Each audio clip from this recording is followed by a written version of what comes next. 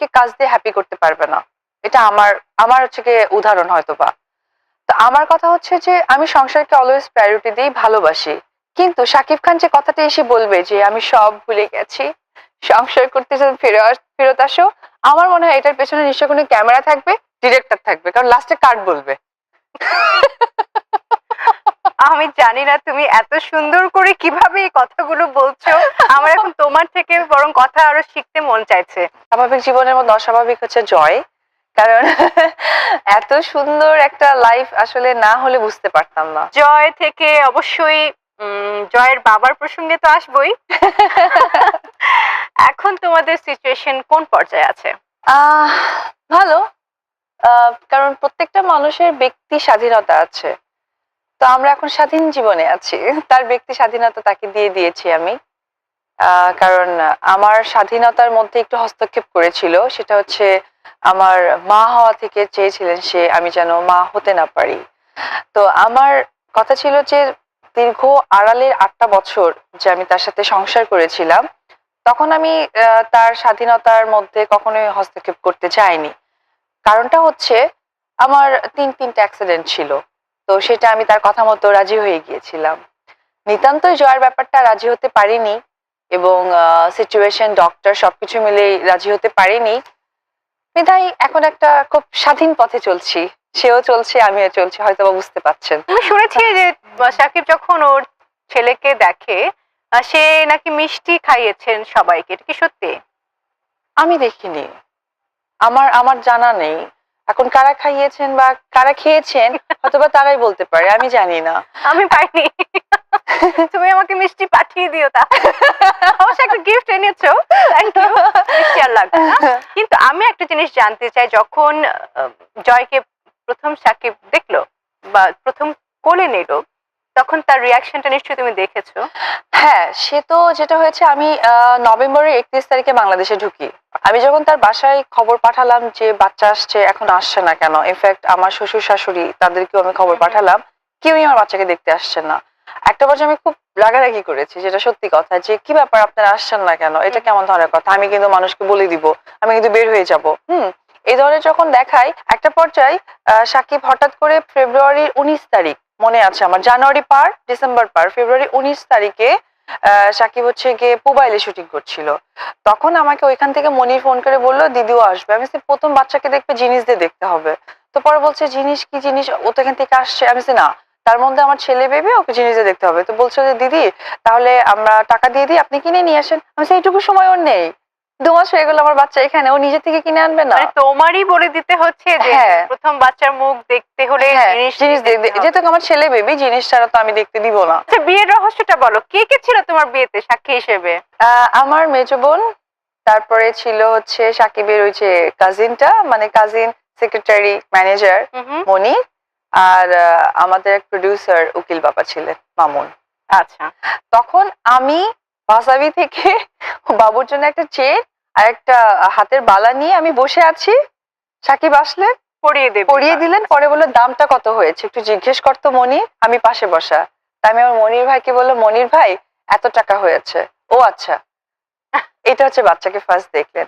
এখন আমরা যেটা শুনছি যে তোমাদের ডিভোর্সটা হয়ে যাচ্ছে, তুমি সেটা মেনে নিয়েছো, সেটা শেষ পর্যন্ত এসে কেন হুট করে মেনে নিলে, কারণটা কি? আপু, আমি বরাবরই চেয়েছি যে আমাদের প্রত্যেকটা মানুষই আমরা মানুষ, আমাদের ভিতরেও কিছু গোপনীয়তা থাকে বা ভালো মন্দ থাকে। সেটা কিন্তু চাইলেও বাবা মার সাথে ডিসকাস করা যায় না, বা বেডরুম থেকে কিন্তু ড্রয়িং রুম অব্দি আসাটা যায় না। আমি কিন্তু অলওয়েজই আমার পার্সোনাল ইস্যুটাকে অলওয়েজ আমি চেয়েছি বেডরুমের মধ্যে শেষ হোক, যাতে ড্রয়িং রুম অব্দি না আসুক। বাট ভাগ্যের পরিহাসে এখন এমন হয়ে গেছে ড্রয়িং রুম নট দ্যাট 14 কোটি মানুষই জানে। আর আমার অলওয়েজ এখন একটা মাত্রই চিন্তাধারা, আমার কাজ যে এখন আমি করছি, যে একটু আগে তুমি বললা যে তুমি তো সিনেমা করছো, নিজেকে শোকাচ্ছ, এই সবকিছু কিন্তু আমার ছেলেকে টার্গেট করি, যে আমার বাচ্চা যেন ভালো থাকে, সবকিছু মিলে। আচ্ছা, তোমার জীবনে ঘটে যাওয়া এমন কোনো ঘটনা, শিক্ষণীয় ঘটনা, যা তুমি পুনরায় আর করতে চাও না? কোনো ভালোবেসে বিয়ে করবো না আর। এখন আমরা যাচ্ছি ঝটপট প্রশ্ন উত্তরে। তো প্রথম প্রশ্ন, শাকিব খানকে যেমন দেখতে চাও? ভাইয়ের মতো। খুবই সুন্দর অ্যান্সার। শাকিব খানের সঙ্গে কাটানো সুন্দর সময়ের পরিমাণ বেশি নাকি খারাপ সময়ের পরিমাণ বেশি? 50-50 দুটোই। জয় কি দেশে বড় হবে নাকি দেশের বাইরে বড় হবে? Depend on situation. অবস্থা বুঝে ব্যবস্থা। তুমি কি আবার তোমার আগের ধর্মে ফিরে যাবে? এ ব্যাপারে কিছু বলতে চাই না এই মুহূর্তে। তোমার কাছে কোনটা বেশি গুরুত্বপূর্ণ, সিনেমা না সংসার? অবশ্যই সংসার।